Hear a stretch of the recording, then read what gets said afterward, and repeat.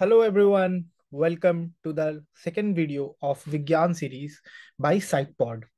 So as you know कि हमारा पहला वीडियो था उसमें हमने बात किया था इलेक्ट्रिक चार्जेस और कूलम्स लॉ के बारे में, यानी वो था electrostatics part 1. So now we are going to talk about electric field and electric field lines of forces, है ना, या फिर उसको फील्ड लाइंस ऑफ फोर्सेस भी कहते हैं. तो आज इन दो टॉपिक्स के बारे में हम बात करेंगे इलेक्ट्रोस्टैटिक्स पार्ट 2 में. ओके, सो चलो, let us start guys.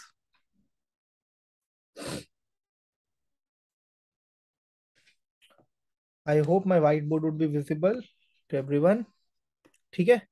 So today we're going to talk about electric field. कि इलेक्ट्रिक फील्ड क्या होता है. ठीक है. तो देखो, स्पेस में अगर दो पार्टिकल्स है ना, स्पेस में मान लो दो चार्ज पार्टिकल्स हैं Q1 और Q2 at some distance R. ठीक है.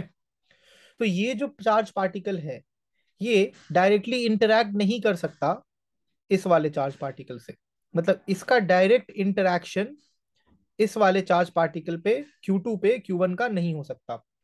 तो Q1 जो है अपना इन्फ्लुएंस Q2 को महसूस कराने के लिए कि भाई मैं भी प्रेजेंट हूं तेरे सामने, मेरी भी कोई औकात है, वो फील कराने के लिए, क्योंकि उसको डायरेक्टली छू कर मार कर या थप्पड़ मार कर तो एहसास दिला नहीं सकता. तो वो क्या करेगा, वो एक इलेक्ट्रिक फील्ड प्रोड्यूस करता है अपने अराउंड. Q1 अपने अराउंड इलेक्ट्रिक फील्ड प्रोड्यूस करता है, और वो जो फील्ड का इन्फ्लुएंस है वो जाकर इंटरैक्ट करता है Q2 से, और Q2 को Q1 का प्रेजेंस फील होता है via the electric field produced by Q1. ठीक है. सो ये है इलेक्ट्रिक फील्ड का ओरिजिनेशन, कि इलेक्ट्रिक फील्ड आया कहां से और इलेक्ट्रिक फील्ड की क्या जरूरत पड़ी. ठीक है, ये तो क्लियर है. तो अब ये जरूरी नहीं है कि केवल Q1 ही हो, ये भी हो सकता है कि मान लो सिस्टम्स ऑफ चार्जेस हो, Q1 हो, Q2 हो, ठीक है, Q3 हो, Q4 हो. ठीक है, ये चार सिस्टम ऑफ चार्जेस है और यहाँ पर कोई एक पॉइंट चार्ज है Q0. ठीक है. तो इन सब का भी जो इलेक्ट्रिक फील्ड प्रोड्यूस होगा, ठीक है, वो भी Q0 जो है फील करेगा. ठीक है. सो डिस्ट्रीब्यूशन ऑफ चार्ज हो या सिंगल चार्ज हो, सारे इलेक्ट्रिक फील्ड प्रोड्यूस करते हैं सराउंडिंग में अपने रीजन के. ठीक है. इसको कहते हैं इलेक्ट्रिक फील्ड स्ट्रेंथ. ठीक है, ये जो आप देख रहे हो ना, इसको कहते हैं electric field strength.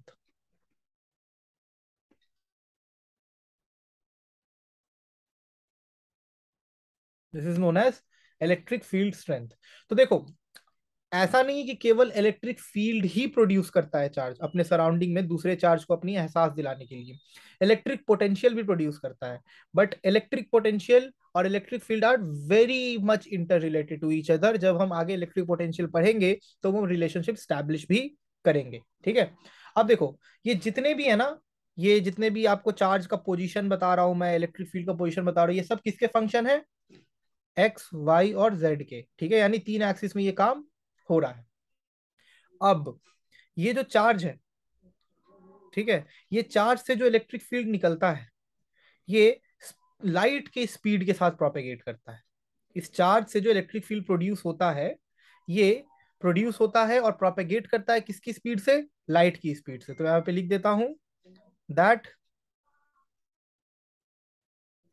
This electric field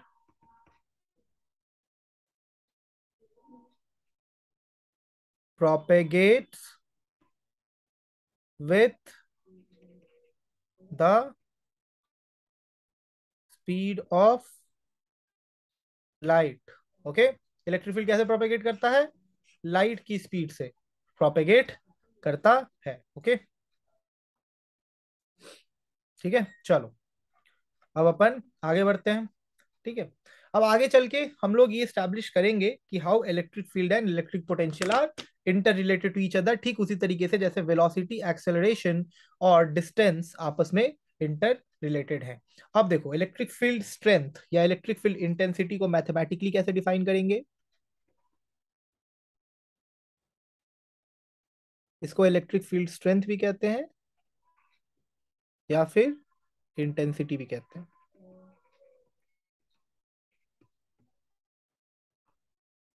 ठीक है. देखो, इलेक्ट्रिक फील्ड को अगर आप ध्यान से देखो तो ये ग्रेविटेशनल फील्ड का ही काउंटर पार्ट है, ठीक है। तो ग्रेविटेशनल फील्ड में क्या होता था, चार्ज की जगह पर मास होता था और फोर्स ऑफ इलेक्ट्रिक की जगह पर फोर्स ऑफ ग्रेविटी होता था, है ना। तो इलेक्ट्रोस्टैटिक फोर्स जो कि एक्सपीरियंस करेगा एक small test charge Q naught, मान लो एक टेस्ट चार्ज है क्यू नॉट, ठीक है। इस पर किसी चार्ज क्यू की वजह से जो इलेक्ट्रोस्टैटिक फोर्स लगेगा एफ ई, वो ये जो एक्सपीरियंस करेगा, तो उसका जो फील्ड स्ट्रेंथ होगा उस पॉइंट पर वो डिफाइंड होता है E is equal to limit Q naught tends to zero F E upon Q naught, ठीक है। अब एक चीज ध्यान रखना, आप सोच रहे हो कि यहाँ पर क्यू नॉट को हम जीरो की तरफ टेंड क्यों करवा रहे हैं, बिकॉज हम ऐसा अज्यूम कर रहे हैं कि जो टेस्ट चार्ज हमने लिया है ये बहुत ही स्मॉल साइज का है, बहुत ही स्मॉल क्वांटिटी का है, जिसको almost as a point charge हम लोग देख सकते हैं, almost as a point charge इसको हम विजुअलाइज कर सकते हैं, ठीक है। तो ये यहाँ पर Q naught tends to zero का मतलब है that we have taken Q naught as a point charge, ठीक है बच्चे, वेरी गुड, ठीक है। अब एक चीज याद रखना, इलेक्ट्रिक फील्ड जो है एक वेक्टर क्वांटिटी है, इसका डायरेक्शन वही होगा जो इलेक्ट्रिक फोर्स का डायरेक्शन होगा किसी भी टेस्ट चार्ज पर, चाहे वो पॉजिटिव टेस्ट चार्ज हो या वो नेगेटिव टेस्ट चार्ज हो, ठीक है। तो it is a vector quantity.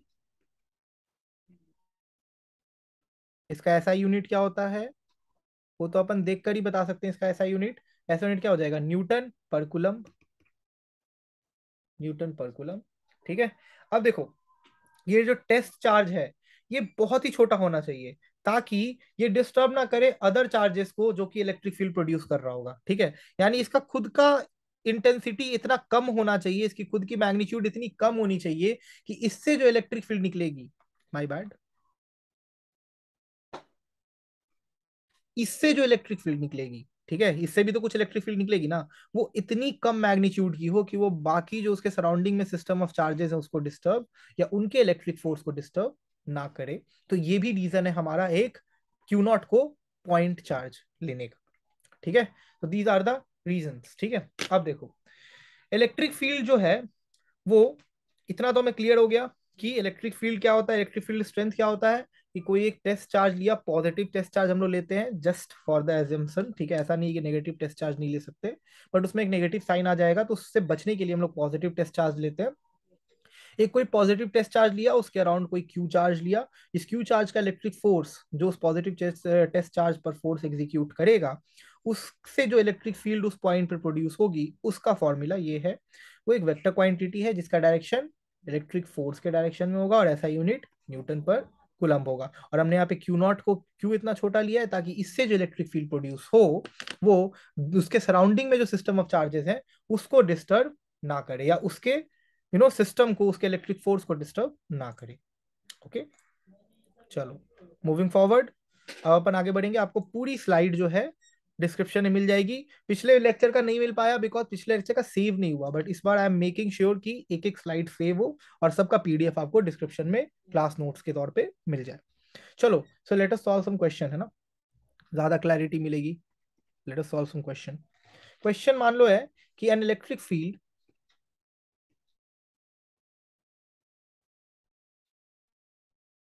of 10 to the power 5 Newton per coulomb points due west at a certain spot,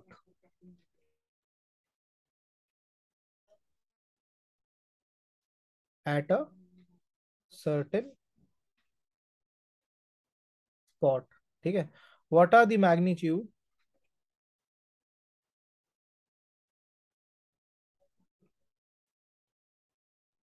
and direction of the force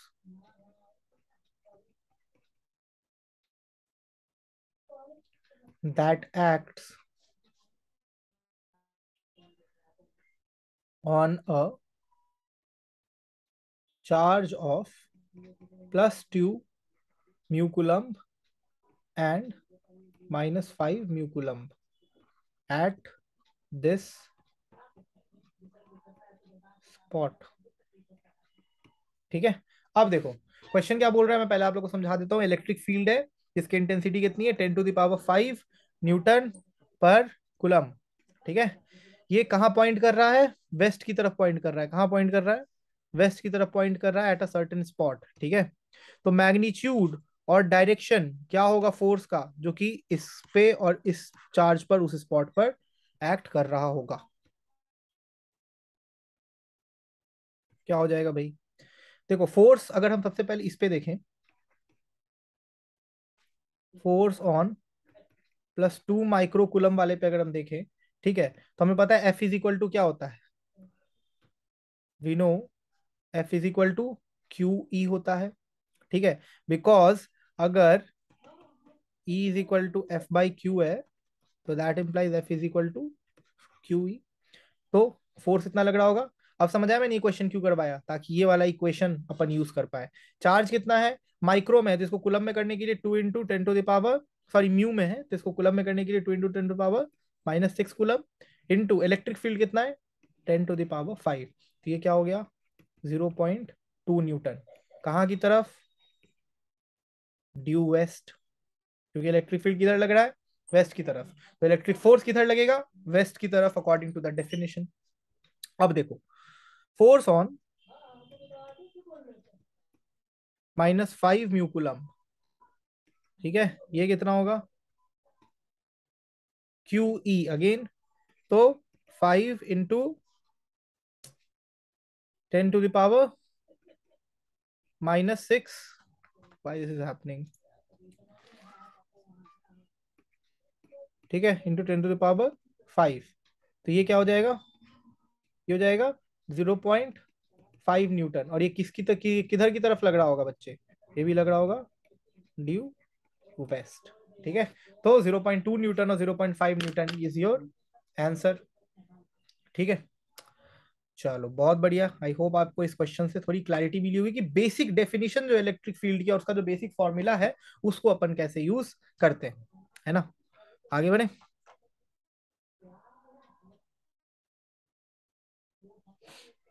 okay, electric field due to a point charge. अब देखो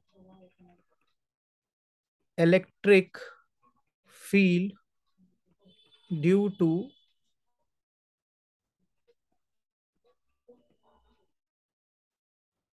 अ point charge. ठीक है, अब किसी point charge के द्वारा जो electric field निकलता है वो क्या होता है। ठीक है, तो इलेक्ट्रिक फील्ड जो कि कोई पॉइंट चार्ज Q प्रोड्यूस करेगा उसको हम कूलम्स लॉ से निकाल सकते हैं।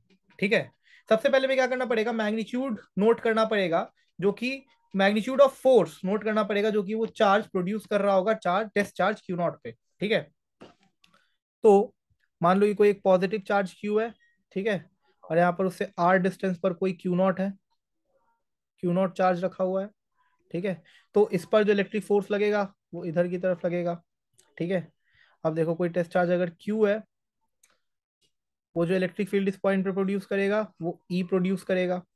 ठीक है, और अगर कोई नेगेटिव चार्ज Q है, तो वो जो इलेक्ट्रिक फील्ड इस पॉइंट पर प्रोड्यूस करेगा वो टुवर्ड्स द चार्ज करेगा, डायरेक्शन ऑपोजिट हो जाती है। ठीक है, तो अब अगर अपन देखें पहला वाला फिगर और उसमें अगर कूलम्स लॉ लगाए, तो FE क्या हो जाएगा, अगर इसमें अपन कूलम्स लॉ लगाए तो FE हो जाएगा 1/4πε0 Q Q0/R², है ना। तो अगर इस वैल्यू को हम डिवाइड कर दे Q0 से, ठीक है, इस पूरे वैल्यू को अगर अपन Q0 से डिवाइड कर दे, यानी FE/Q0, जो कि किसके बराबर होगा, इलेक्ट्रिक फील्ड के बराबर, ठीक है, हो जाएगा 1/4πε0 Q/R²। This is the value of electric field at a point due to a point charge. ठीक है, तो अगर चार्ज पॉजिटिव है तो जो सोर्स ऑफ चार्ज है उसके उससे दूर जाएगी इलेक्ट्रिक फोर्स, और अगर चार्ज नेगेटिव है तो जो सोर्स ऑफ चार्ज है उसके तरफ आएगी इलेक्ट्रिक फोर्स। ठीक है, वेरी सिंपल, है ना। तो इलेक्ट्रिक फील्ड जो होता है किसी पॉइंट पर वो भी एक वेक्टर क्वांटिटी होगा, this is also a vector quantity, है ना, this is also a vector quantity. ठीक है, अब मान लो कि E1 जो है वो चार्ज Q1 के द्वारा प्रोड्यूस हो रहा है इलेक्ट्रिक फील्ड, और E2 जो है सेम पॉइंट पे चार्ज Q2 के द्वारा प्रोड्यूस हो रहा है, तो जो रिजल्टेंट होगा दोनों इलेक्ट्रिक फील्ड का वो हो जाएगा E = E1 + E2। ठीक है, क्या मतलब है इसका? कि सेम पॉइंट पर दो अलग अलग चार्जेस E1 और E2 इलेक्ट्रिक फील्ड प्रोड्यूस कर रहे हैं, तो उनका जो नेट रिजल्टेंट सम होगा वो हो जाएगा E is equal to E1 plus E2। Okay, so this is electric field due to a point charge. अब आते हैं, इससे भी कुछ क्वेश्चंस कर लेते हैं अपन, है ना? Let us do some questions. Okay, two positive point charges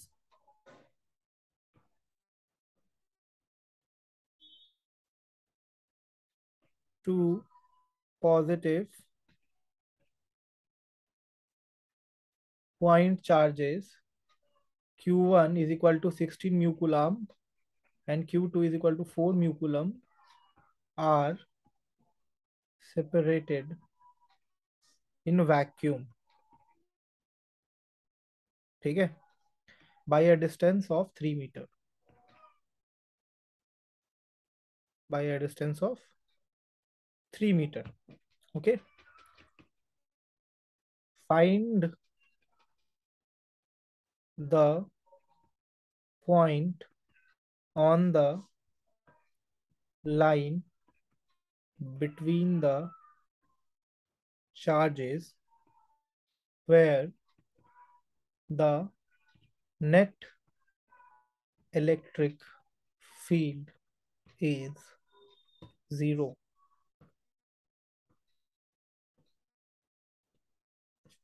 ठीक है, दो पॉजिटिव पॉइंट चार्जेस हैं Q1 Q2 जिनका मैग्नीट्यूड कितना है 16 म्यूकुलम एंड 4 म्यूकुलम। ठीक है, उनको सेपरेट किया है वैक्यूम में by a distance of 3 metre. हमें ऐसा पॉइंट बताना है चार्ज के लाइन के बीच में जहां पर नेट इलेक्ट्रिक फोर्स जो हो या नेट इलेक्ट्रिक फील्ड जो हो वो जीरो हो। ठीक है, नेट इलेक्ट्रिक फील्ड क्या हो, जीरो हो। तो मान लो यहाँ पर पॉजिटिव चार्ज है Q1, यहाँ पर कोई पॉजिटिव चार्ज है Q2। ठीक है, ये इनके बीच का लाइन ऑफ एक्शन। ठीक है, और यहां पर मान लो कोई पॉइंट है P। ठीक है, तो अब देखो Q1 जो फोर्स लगाएगा E1 इधर की तरफ डायरेक्टेड होगा और Q2 जो फोर्स लगाएगा वो E2 इधर की तरफ डायरेक्टेड होगा, है ना? और मान लेते हैं कि ये जो डिस्टेंस है ये R1 है और ये जो डिस्टेंस है ये R2 है। ठीक है, तो पॉइंट P पर तो हम देख पा रहे हैं कि E1 जो है वो E2 के बराबर है। At P E1 is equal to E2, है ना? यानी 1/4 pi epsilon naught Q1 by R1 square is equal to 1/4 pi epsilon naught Q2 by R2 square.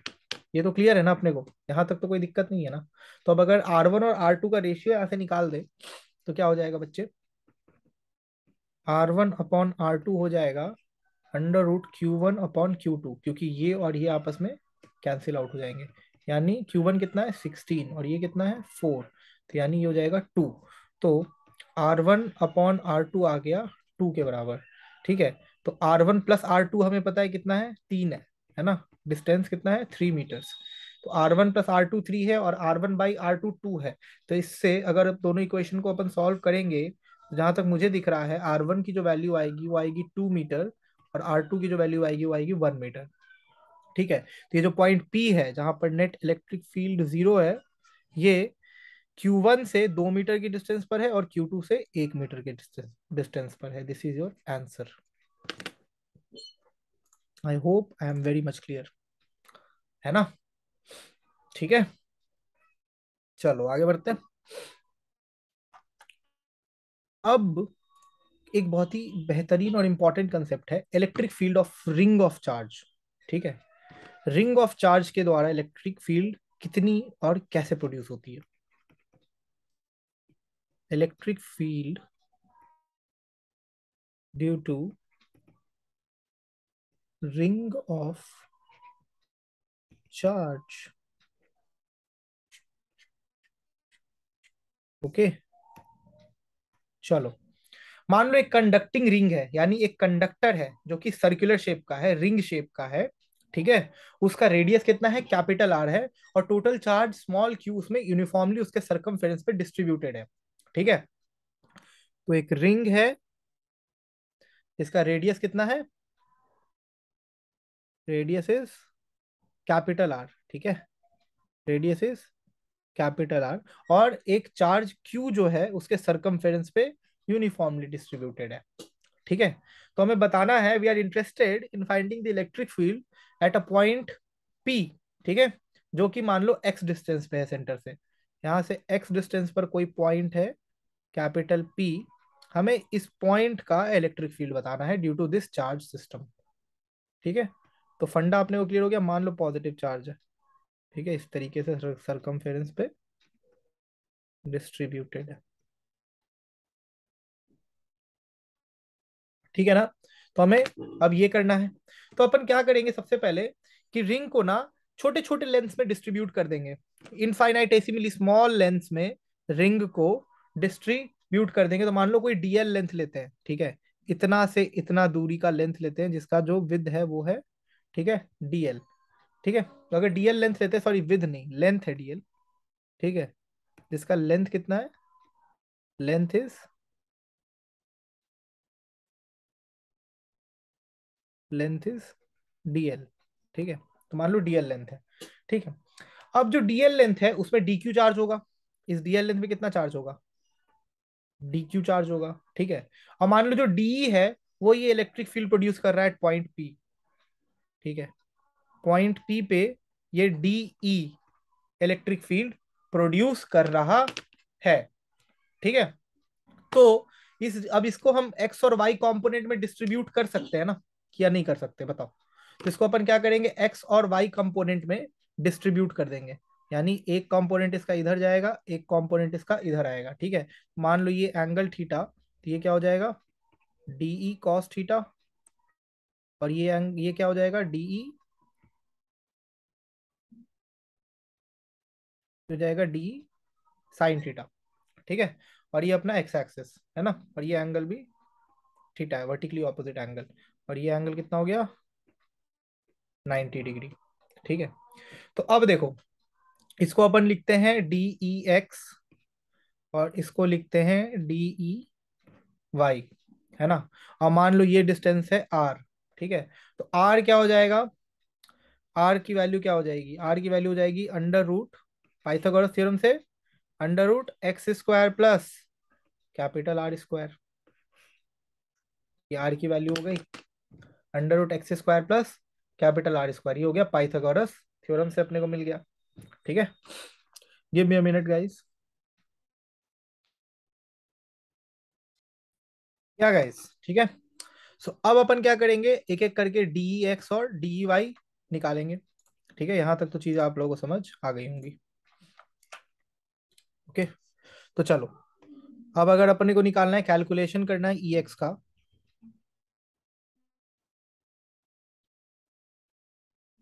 ठीक है। तो ये कैसे करेंगे, D Q is equal to क्या हो जाएगा, Q by two pi R circumference into length, है ना, डीएल, ठीक है। डी डी क्या होगा, 1/4 pi epsilon naught d q upon r square, ऊपर वाले फिगर में देख लो, डी क्यू और डिस्टेंस कितना था, आर था, तो d q upon r square हो गया, ठीक है। तो डीई एक्स क्या है, डीई कॉस थीटा है ना, d E x is nothing but d E cos theta, जो कि मैंने ऑलरेडी कर रखा है। तो डीई कितना है, 1/4 pi epsilon naught d q by r square, ठीक है। और कॉस थीटा कितना हो जाएगा, कॉस थीटा हो जाएगा अपना x by under root x square plus r square, और यहाँ पर ये केवल आर स्क्वायर नहीं होगा, ये केवल आर स्क्वायर नहीं होगा, ये होगा x square plus r square, x square plus capital are square, ठीक है। ये इस तरीके से हो गया। तो जब आप इसको सॉल्व करोगे तो 1/4 पाई एप्सिलॉन नॉट तो बिल्कुल ही अलग, इनटू ये हो जाएगा ऊपर का डी क्यू एक्स, और नीचे हो जाएगा x square plus r square का पावर 3/2, ठीक है। तो ये आ गया डीई एक्स का कैलकुलेशन। तो इसको भी अपन और फर्दर कर सकते हैं, ठीक है। तो इसको अगर अपन और फर्दर करें सॉल्व, तो ये क्या हो जाएगा बच्चे, this can be further taken as, अगर इसका इंटीग्रेशन कर दें तो इसमें जो भी कांस्टेंट पार्ट है पहले उसको बाहर निकाल लेते हैं, x/4 pi epsilon naught x square plus r square का पावर 3/2। अब इसको क्या करेंगे, डी क्यू को इंटीग्रेट कर देंगे ओवर पूरा सरकमफेरेंस है ना। तो ये क्या बन जाएगा, x by 4 pi epsilon naught x square plus r square का पावर 3/2, और ये बन गया क्यू। ठीक है, तो फाइनल इक्वेशन क्या आया, क्यू एक्स, ठीक है, by 4 pi epsilon naught x square plus r square का पावर 3/2, ये आ गया ई एक्स। ठीक है, this is your E x. Clear है, बिल्कुल ही क्लियर होगा। आई डोंट थिंक इसमें तो कोई दिक्कत होगी। ठीक है, एक बार गो थ्रू भी कर लीजिएगा। अब इस एक्सप्रेशन से अपने को सीखने को बहुत कुछ मिल रहा है। ठीक है, कि ये एक्स अगर जीरो हुआ, x is equal to zero पे, ठीक है, तो सेंटर ऑफ द रिंग में फील्ड क्या होगा, जीरो होगा। ये एक्स जो है जीरो है, x is equal to zero पे, तो सेंटर ऑफ द रिंग पे इलेक्ट्रिक फील्ड क्या होगा, जीरो होगा, विच इज अंडरस्टैंडेबल। डायग्राम में देखो, अगर ये पॉइंट एक्स कॉमा जीरो है, तो ये पॉइंट क्या है, 0, 0 है, तो यहाँ पर एक्स क्या है, जीरो। तो अगर एक्स जीरो है, तो ये जो एक्सप्रेशन है, अगर इसमें अपन एक्स को जीरो कर दें, तो इलेक्ट्रिक फील्ड क्या हो जाएगा, जीरो हो जाएगा। ठीक है, तो मैं यहाँ पे लिख देता हूँ नोट। पहला पॉइंट क्या है, that at x is equal to zero E x is zero, that means electric field at the center of the ring is zero. ठीक है, अब देखो, अगर मान लो x जो है वो बहुत ज्यादा बड़ा है according to the as compare to the radius of the sphere, ठीक है, या रेडियस ऑफ द ये रिंग, तो उस रिंग को हम पॉइंट चार्ज के द्वारा जैसा भी कंसिडर कर सकते हैं। मान लो ये x बहुत बड़ा है, this x is much much much greater than r। ठीक है, तो अब ये इतना दूर हो जाएगा कि ये रिंग हमें उस दूरी से एक पॉइंट के जैसा दिखने लग जाएगा। तो this ring can be consider as a point charge over there. तो सेकंड पॉइंट क्या हो गया, that if x is much much greater than r, then ring can be considered as a point charge. ठीक है ना, okay, चलो ये भी क्लियर है। अब देखो, ई एक्स मैक्सिमम कब होगा, when when will be the point, या where will be the point जहां पर इलेक्ट्रिक फील्ड का जो एक्स कंपोनेंट है वो मैक्सिमम होगा। ठीक है, तो ई एक्स मैक्सिमम तभी होगा जब D E x by D x जो है वो जीरो हो। ठीक है, तो अगर ई एक्स को हम एक्स के रिस्पेक्ट में इंटीग्रेट कर दें और उसको जीरो के इक्वेट कर दें अलोंग, ठीक है, एक्स के रिस्पेक्ट में इंटीग्रेट करके जीरो से इक्वेट कर दें, तो हमें एक्स की वैल्यू क्या आएगी, r/√2 आएगी। ठीक है, ठीक है, तो एक्स क्या हो जाएगा, r/√2, तो ई मैक्स क्या बन जाएगा, ई मैक्स का इक्वेशन मैं यहाँ पे डायरेक्ट लिख देता हूँ, 2/√3 1/4 pi epsilon naught q by capital R square. This will be the value of maximum electric field. ठीक है, और इसका जो ग्राफ होगा वो कुछ इस तरीके का होगा। ठीक है, यहाँ पर कहीं पर ई मैक्स अचीव करेगा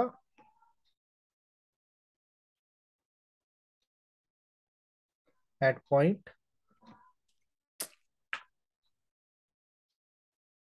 r/√2 आर ई।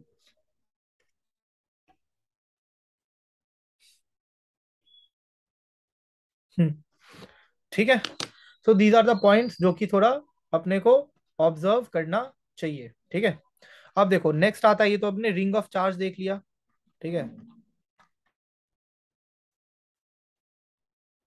एक मिनट, इसको भी सेव कर लेते हैं ना अपन।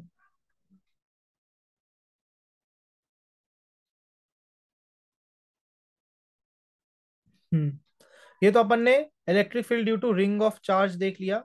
अब अगर अपने को देखना है due to electric field due to line charge, मतलब एक स्ट्रेट लाइन रहे, उस पे यूनिफॉर्मली चार्ज डिस्ट्रीब्यूटेड रहे, electric field due to a line of charge.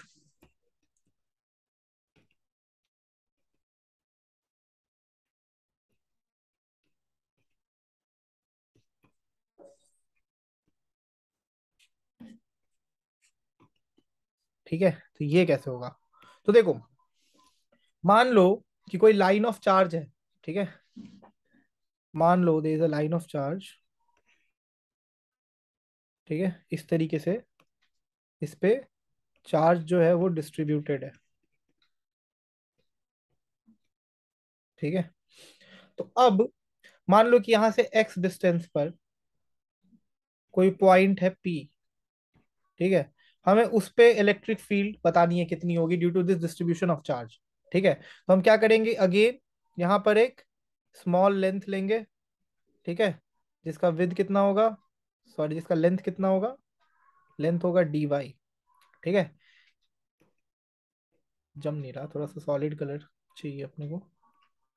हाँ, एक स्मॉल लेंथ लेंगे जिसका विड्थ कितना, लेंथ कितना होगा डी वाई, ठीक है। और ये पॉइंट पी से आर डिस्टेंस की दूरी पे है, ठीक है।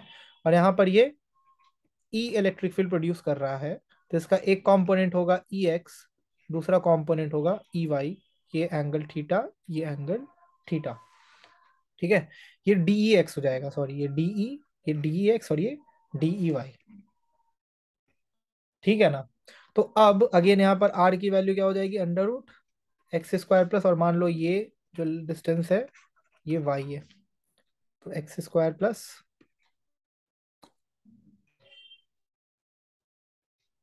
वाई स्क्वायर, ठीक है, ये हो गया। तो लैम्डा मान लेते हैं चार्ज जो है पर यूनिट लेंथ है, चार्ज पर यूनिट लेंथ को हम क्या मान लेते हैं, लैम्डा।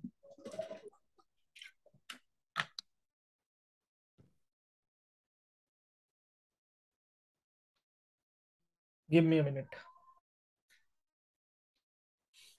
चार्ज पर यूनिट लेंथ को अपन क्या मान रहे हैं, लैम्डा, ठीक है।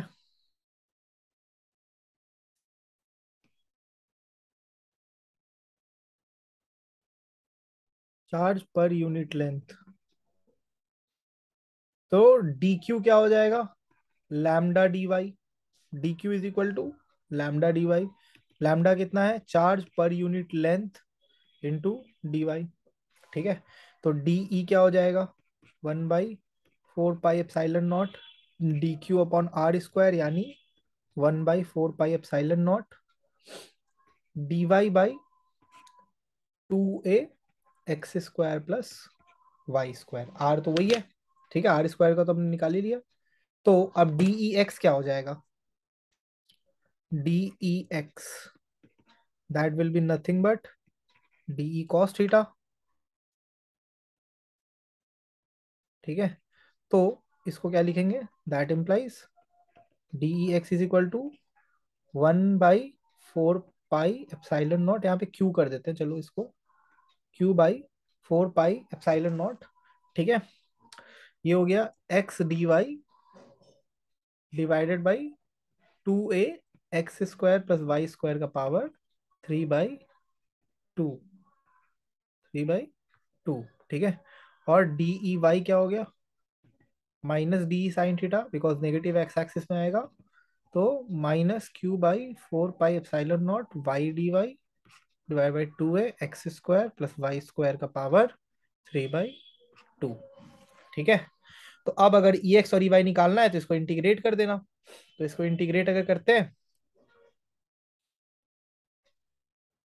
तो अपने को ई एक्स कितना निकलेगा, ई एक्स निकलेगा 1/4 pi epsilon naught Q x by 2a को बाहर कर दिए, इंटीग्रेशन साइन के अंदर क्या आया, इंटीग्रेशन के अंदर आया d y divided by x square plus Y square का पावर 3/2, ठीक है। ये आ गया Q/4 pi epsilon naught 1/x into under root x square plus a square, ये आ गया ई एक्स की वैल्यू। और सिमिलरली ई वाई की वैल्यू जो आएगी, एंड सिमिलरली जो ई वाई की वैल्यू आएगी वो मैं डायरेक्टली लिख दे रहा हूँ, ठीक है। ई वाई की जो वैल्यू आएगी वो मैं ऐसे बस लिख दे रहा हूँ, उसको आप लोग इंटीग्रेट करके देख लीजिएगा। Q/2a माइनस ए से ए के बीच में इंटीग्रेट कर रहे हैं, ठीक है।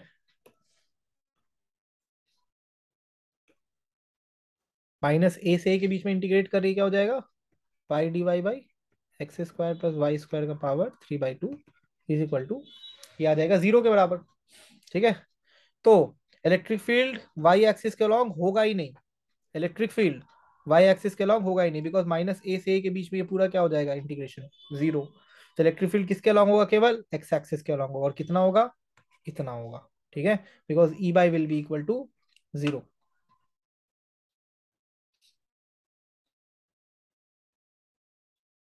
तो अब यहां से ये जो एक्सप्रेशन आया हम लोगों को ई एक्स का, क्या आया अपने को ई एक्स का एक्सप्रेशन, ई एक्स का एक्सप्रेशन आया q by 4 pi epsilon naught under root x square plus a square into x. ये जो हमें एक्सप्रेशन आया, इससे हमें क्या सीखने को मिलता है, बहुत कुछ सीखने को मिलता है। पहली बात, अगर मान लो x जो है वो a से बहुत बड़ा हो जाए, ठीक है, if x is much much larger than a, ठीक है, तो ई एक्स क्या हो जाएगा, 1/4 pi epsilon naught q by x square हो जाएगा, क्योंकि x इतना बड़ा है a से कि उसका स्क्वायर रूट का सम करेंगे तो वो हमें ऑलमोस्ट x के ही बराबर आएगा। ठीक है, यानी अगर पॉइंट P जो है वो बहुत दूर हो लाइन चार्ज से, तो लाइन चार्ज को भी अपन एक पॉइंट चार्ज की जैसा कंसिडर करेंगे, पहला, जो रिंग ऑफ चार्ज में भी था। अगर हम लोग लाइन ऑफ चार्ज को लंबा बनाते जाए, लंबा करते जाए करते जाए करते जाए, उसमें चार्ज डाल डाल के डाल डाल के डाल डाल के, ठीक है, तो चार्ज पर यूनिट लेंथ जो है वो लेकिन कांस्टेंट रहेगा, तो उसका जो इक्वेशन होगा वो हो जाएगा, if we make the line of charge longer and longer, ठीक है, adding charge in proportion to the length, ठीक है, लेंथ के प्रोपोर्शन में जितना लेंथ बढ़ा रहे हैं उतना ही चार्ज बढ़ा रहे हैं, तो चार्ज पर यूनिट लेंथ क्या हुआ, कांस्टेंट रहा।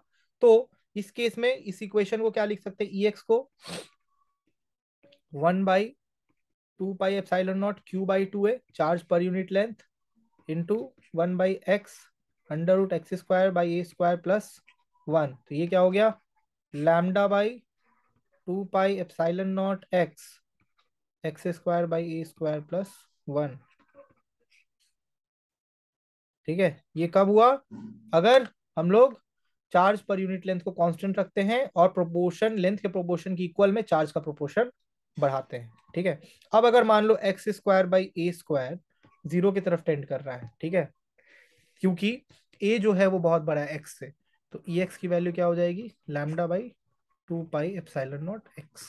ये जितना भी मैं आपको नोट लिखा रहा हूँ ना, इनसे डायरेक्ट न्यूमेरिकल्स आते हैं, अगर आप इनको याद रखोगे ना, आपके लिए बहुत आसान हो जाएगा न्यूमेरिकल सॉल्व करना। डायरेक्ट आपको फॉर्मूला याद रहेगा, फटाक से सॉल्व कर लोगे, कोई दिक्कत नहीं आएगी। ओके, ये होता है इनफाइनाइट लाइन ऑफ चार्ज के वजह से, ये जो ऊपर है मैंने इक्वेशन लिखा ना, this is due to infinite line of charge. Line of charge जो है वो इनफाइनाइटली लार्ज है, इनफाइनाइटली लार्ज। ठीक है, तो ऐसा कोई क्वेश्चन रहे इनफाइनाइट लाइन ऑफ चार्ज दिया रहे और पॉइंट पी पे इलेक्ट्रिक फील्ड पूछा जाए, एक्स कॉम्पोनेंट उसका, तो आप इस तरीके से निकाल सकते हो। ठीक है, चलो,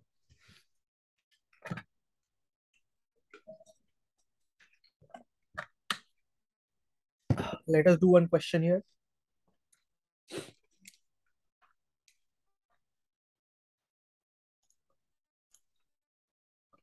क्वेश्चन क्या बोल रहा है, अ चार्ज क्यू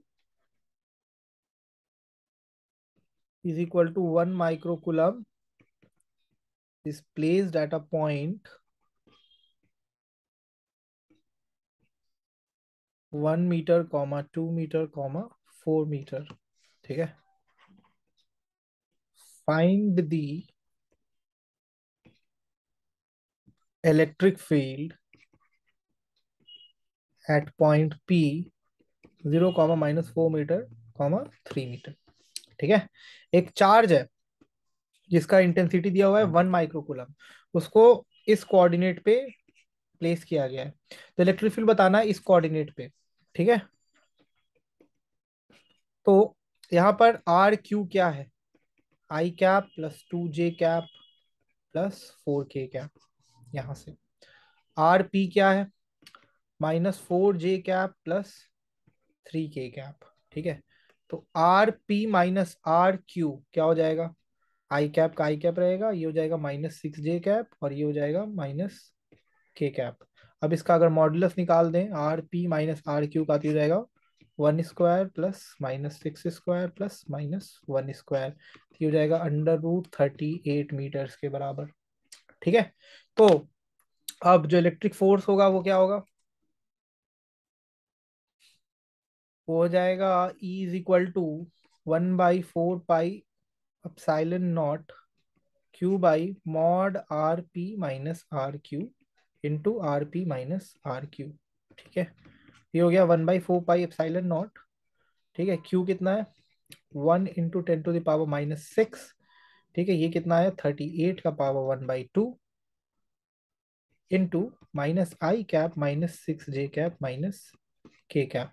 और जब आप इसको सॉल्व करोगे तो जो भी आपका आंसर आएगा न्यूटन पर कूलम में, वो वेक्टर्स में आएगा। ठीक है, तो ये मैंने इसीलिए करवाया कि अगर आपको वेक्टर्स में दिया हुआ है डिस्टेंस तो आप कैसे इलेक्ट्रिक फील्ड निकालोगे। ठीक है, this is how you do it.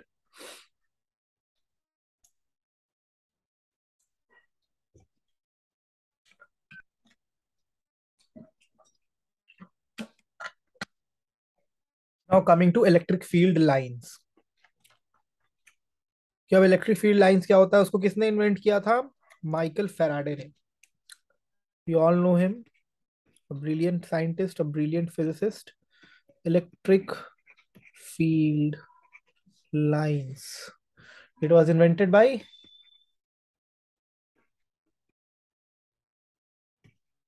Michael Faraday. इसीलिए इसको फैराडेज लाइंस ऑफ फोर्सेस भी बोलते हैं। ठीक है, ये एक इमेजिनरी लाइन या कर्व है। ठीक है, जो कि इलेक्ट्रिक फील्ड को हम अपने आंखों से विजुअलाइज कर पाए उसके लिए दिया गया था। ठीक है, जैसे कि अगर हम मान लो बोल रहे हैं कि यहाँ पर कोई पॉइंट चार्ज Q है और यहाँ पर कोई टेस्ट चार्ज Q0 है। इस पॉइंट चार्ज Q की वजह से इस टेस्ट चार्ज Q0 पर E इलेक्ट्रिक फील्ड लग रहा है, तो ये हमें विजुअलाइज कैसे हो कि किस डायरेक्शन में लग रहा है, क्या इंटेंसिटी, अगर उसको हमें विजुअलाइज करना है तो हमें एक डिपिक्शन चाहिए था। तो वो डिपिक्शन हमने क्या किया कि इलेक्ट्रिक लाइंस ऑफ फोर्सेस के तौर पर बनाया। ठीक है, it is an imaginary line, it does not have anything to do with the reality. ठीक है, तो देखो, ये एक इमेजिनरी कर्व है जो कि किसी भी रीजन ऑफ स्पेस में ड्रॉ किया जाता है ताकि इसका जो टैंजेंट हो किसी भी पॉइंट पे, किसी भी पॉइंट पे अगर इसका हम टैंजेंट ड्रॉ करें, इस कर्व से टैंजेंट ड्रॉ करते हैं, तो वो उस डायरेक्शन में उस इलेक्ट्रिक फील्ड का डायरेक्शन बताता है कि उस पॉइंट पे उस इलेक्ट्रिक फील्ड का क्या डायरेक्शन है। ठीक है, और अगर लाइंस आपस में बहुत क्लोज है, ठीक है, जैसे मान लो, जैसे मान लो कि यहाँ पर कोई पॉइंट ए है, यहाँ पर कोई पॉइंट बी है। ठीक है, इलेक्ट्रिक फील्ड ऑफ लाइंस इस तरीके से है। ठीक है, इस तरीके से है। तो लाइंस जितने क्लोज होंगे इलेक्ट्रिक फील्ड इंटेंसिटी उतनी स्ट्रांग होगी,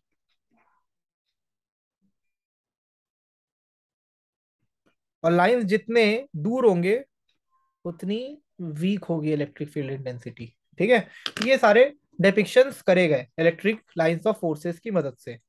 ठीक है, तो अब इसकी कुछ प्रॉपर्टीज है काफी इंपॉर्टेंट जो कि अपन देखते हैं।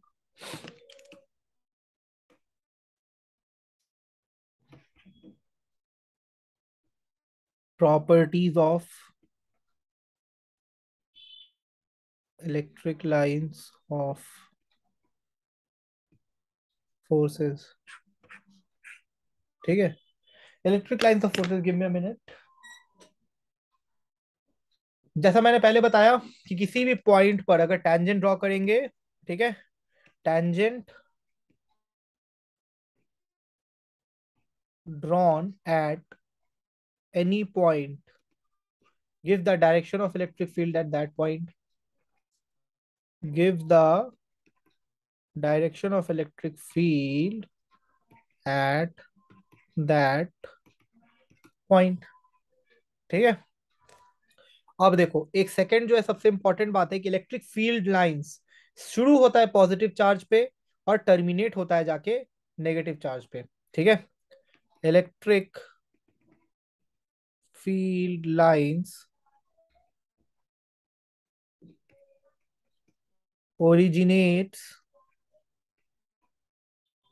from positive charge and terminates on negative charge.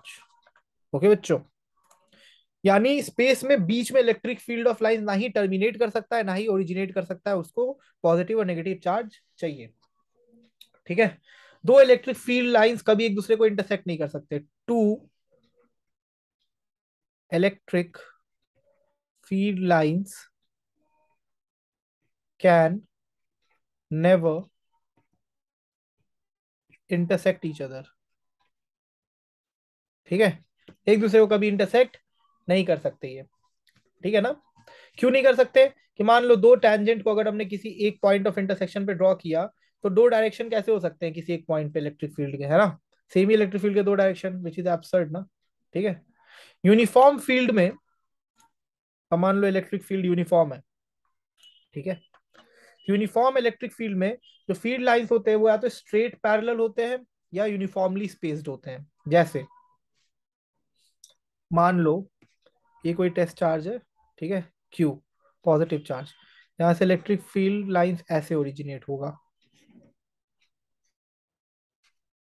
ठीक है, अगर नेगेटिव चार्ज है, माइनस क्यू, तो इस पे जाके टर्मिनेट होगा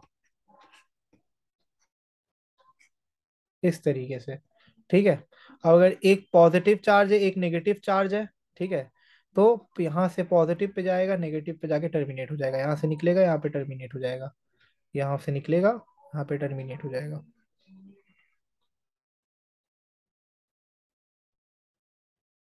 इस तरीके का।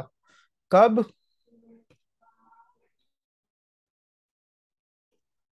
जब ये पॉजिटिव हो और ये नेगेटिव हो।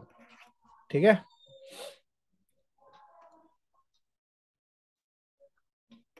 ओके, अब देखो अगर दो पॉजिटिव चार्ज रहे तो एक दूसरे को रिपेल कैसे करेगा ये?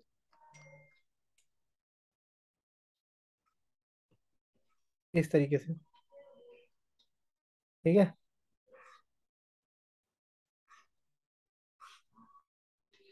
इस तरीके से, गोइंग आउटवर्ड्स। एंड सिमिलरली इधर भी।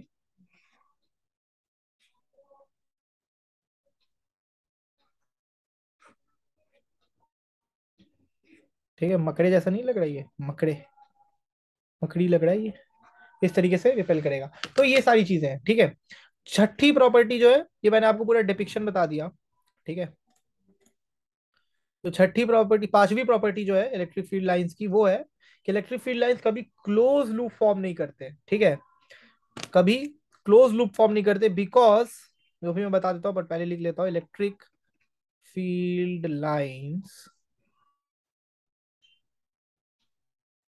Never forms a closed loop. ठीक है, क्योंकि इलेक्ट्रिक फील्ड लाइन कभी सेम चार्ज से, जिस चार्ज से ओरिजिनेट करते हैं ना, उसी चार्ज पे जाके कभी टर्मिनेट नहीं करते। वो अगर किसी एक चार्ज से ओरिजिनेट किया तो दूसरे ही चार्ज पे टर्मिनेट करेंगे, सेम चार्ज पे करेंगे नहीं, और वो फिजिकली पॉसिबल भी नहीं है। ठीक है, इलेक्ट्रिक फील्ड लाइंस हमें इक्वी पोटेंशियल सरफेस के बारे में भी बताता है। ठीक है, electric field lines gives information about equipotential surface, equipotential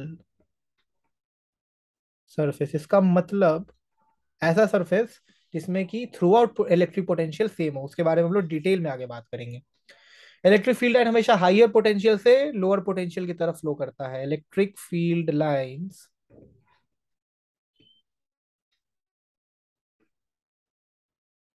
always flows from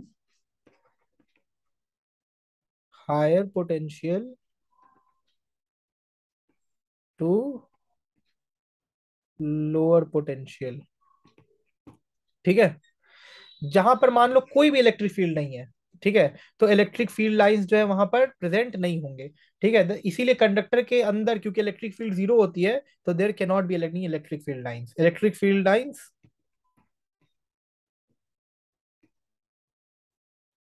are absent inside a conductor. Okay, electric lines of forces जो है वो एंड करता है या स्टार्ट करता है कंडक्टर से नॉर्मल पे। ठीक है, वो सब अपन पढ़ेंगे आगे में। ठीक है, तो ये आठ प्रॉपर्टीज कुल मिलाकर अपने को मेन थी, मेजर थी, जो कि अपने को ध्यान में रखनी है।